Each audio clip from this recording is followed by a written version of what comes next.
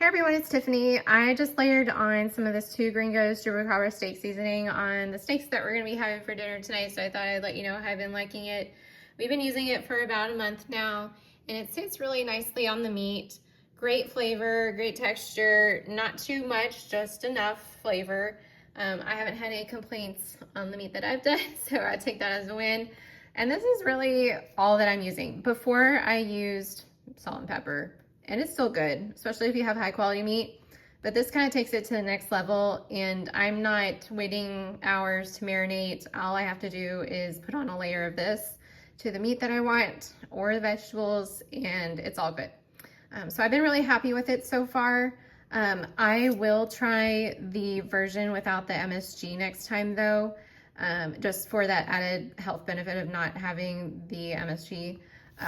But overall, happy with this and would recommend it. And there's so many different options of seasonings by this brand and would highly recommend y'all check them out.